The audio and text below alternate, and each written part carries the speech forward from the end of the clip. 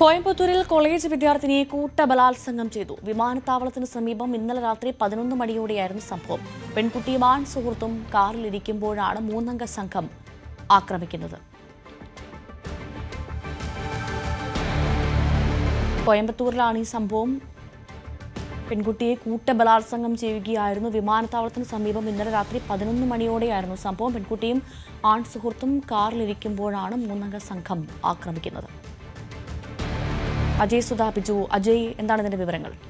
ഭവ്യ, ഇത് സംബന്ധിച്ച് വളരെ ചുരുക്കം വിവരങ്ങൾ മാത്രമേ നമുക്ക് ഇപ്പോൾ ആദ്യ മണിക്കൂറുകളിൽ ലഭ്യമായിട്ടുള്ളൂ. ഇന്നലെ രാത്രി 11 മണിക്കാണ് സംഭവം നടന്നത് എന്നാണ് വിവരം ലഭിക്കുന്നത്.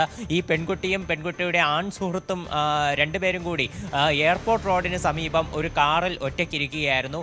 ഈ സമയത്തായിരുന്നു ആക്രമണം നടന്നത്. 3 അജ്ഞാതരായിട്ടുള്ള ആളുകൾ ഇവരുടെ കാറിനെ ആക്രമിക്കുകയും ഇവരെ കീഴ്പ്പെടുത്തുകയുമായിരുന്നു. തുടർന്ന് ഈ പെൺകുട്ടിയുടെ ആൺ സുഹൃത്തിനെ മർദ്ദിച്ച് അവശനാക്കി റോഡിൽ ഉപേക്ഷിച്ചു. തുടർന്ന് പെൺകുട്ടിയെ ഇവിടെ നിന്ന് തട്ടിക്കൊണ്ടുപോയി ബലാത്സംഗം ചെയ്യുകയായിരുന്നു എന്നാണ് വിവരം. അതിനുശേഷം പിന്നെ നേരം പുലരുന്നതിന് മുൻപ് തന്നെ ഈ 3 പേരും ഇവിടെ നിന്ന് രക്ഷപ്പെട്ടു. പോലീസിന് ഇവരെ പറ്റിയിട്ടുള്ള സൂചനകളൊന്നും തന്നെ ലഭിച്ചിട്ടില്ല. നിലവിൽ അന്വേഷണം തുടർന്നുകൊണ്ടിരിക്കുകയാണ്.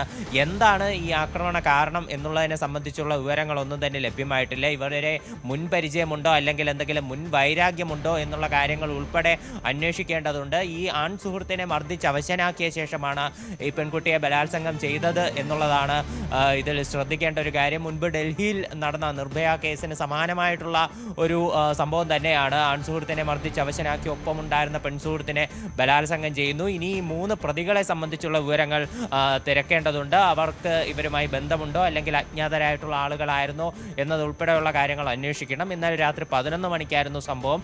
എയർപോർട്ട് റോഡിൽ സുഹൃത്തും ഈ ഒരു പെൺകുട്ടിയും ആൺസുഹൃത്തും കൂടി കാറിൽ ഇരിക്കുമ്പോഴായിരുന്നു ഈ ആക്രമണം ഉണ്ടാകുന്നത്.